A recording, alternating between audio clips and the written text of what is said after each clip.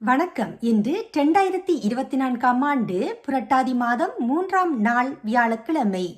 Sunrise சூரியோதய ஒலிபரப்பின் ஜெர்மனிய செய்திகள் வாசித்து வழங்குபவர் குணவிஜயா சுரேந்திரன்.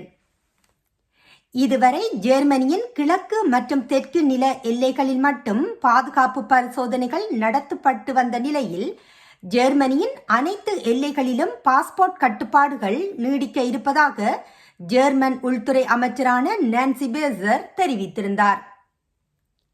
ஜெர்மனியில் ஏற்கனவே புலம்பெயர்தலை கட்டுப்படுத்துவது தொடர்பில் விவாதங்கள் அதிகரித்து வரும் நிலையில் விசா இல்லாமல் ஜெர்மனிக்குள் நுழையும் மக்களின் எண்ணிக்கையை கட்டுப்படுத்துவதற்காக இந்த முடிவு எடுக்கப்பட்டுள்ளதாக அவர் தெரிவித்தார்.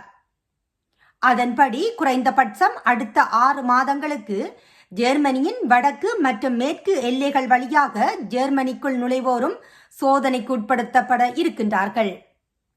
Germany, Denmark, Netherlands, Belgium, Luxembourg, France, Switzerland, Austria, check குடியரசு மற்றும் போலந்து ஆகிய நாடுகளுடன் தனது எல்லையை பகிர்ந்து கொள்கின்றது என்பது குறிப்பிடத்தக்கது. வருங்காலத்தில் கம் எக்ஸ் போன்ற வரி மோசடிகளை விசாரிப்பது மிகவும் கடினமாகிவிடும். இதற்கு காரணம் அடுத்த வாரம் நிறைவேற்றப்பட உள்ள சட்டம் கோடிக்கணக்கில் சேதம் ஏற்படும் என நிபுணர்கள் எச்சரித்துள்ளனர். ஆகஸ்ட் 30, 2023 ஆண்டு அன்று காலை மத்திய நீதி அமைச்சர் மார்க்கோ புஸ்மேன் கேமராக்களுக்கு முன்னால் தோன்றும் போது சூரியன் மெசபர்க் கோட்டையின் மீது பிரகாசிக்கின்றது. போக்குவரத்து விளக்கு கூட்டணி சந்திக்க ஒப்புக்கொண்டது. மேலும் நம்பிக்கையை பரப்புவதற்கு தெளிவாக தயாராக உள்ளது. நாங்கள் அதிகாரத்துவ எரிவதை அகற்ற விரும்புகின்றோம். 4வது அதிகாரத்துவ நிவாரண சட்டம் ஜெர்மனியில் உள்ள படிவங்கள் மற்றும் ஒழுங்குமுறைகளின் அடர்த்தியை அகற்றும் நோக்கம் கொண்டது. பரீட்சை முடிந்து 1 வருடத்திற்கு மேலாகிவிட்டது. அடுத்த வாரம் புண்டஸ்டாக்கில் சட்டம் நிறைவேற்றப்படும் என்று எதிர்பார்க்கப்படுகின்றது. மிக முக்கியமான நடவடிக்கைகளில் ஒன்று வரவு சட்டத்தின்படி வரி மற்றும் கணக்கு ஆவணங்களுக்கான தக்கவைப்பு காலம் 10 முதல் 8 ஆண்டுகள் வரை குறைக்கப்பட வேண்டும். காகித மலைகளை தவிர்ப்பது மற்றும் நிறுவனங்களில் காப்பக அறைகளுக்கான செலவை சேமிப்பதே இதன் நோக்கம். புதிய நடவடிக்கை குடிமக்கள் மற்றும் நிறுவனங்களுக்கு ஆண்டுக்கு 626 மில்லியன் யூரோக்களை சேமிக்கும் என்று கூறப்படுகின்றது.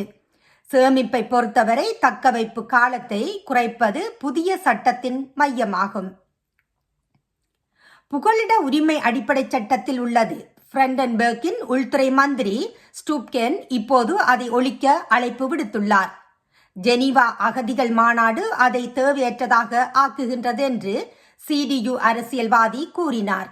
ஞாயிற்றுக்கிழமை பிராண்டன்பர்க்கில் தேர்தல் நடைபெறவுள்ளது.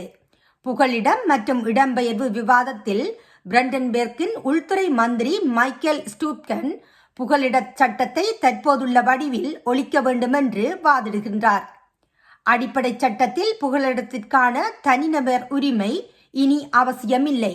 ஏனெனில் ஜெனீவா அகதிகள் மாநாட்டின் விதிகளின்படி எப்படியும் துன்புறுத்தப்படும் மக்களுக்கு நாங்கள் பாதுகாப்பை வழங்குகின்றோம் என்று தற்போது தலைவராக இருக்கும் CDU அரசியல்வாதி கூறினார். உள்துறை அமைச்சர்களின் மாநாடு ஹேண்டல் பிளாட்டுக்கு அதனால் தான் ஜெனீவா அகதிகள் மாநாட்டை அடிப்படை சட்டத்தில் ஒரு நிறுவன உத்தரவாதமாக நான் ஆதரிக்கின்றேன் என்று அவர் மேலும் கூறியுள்ளார்.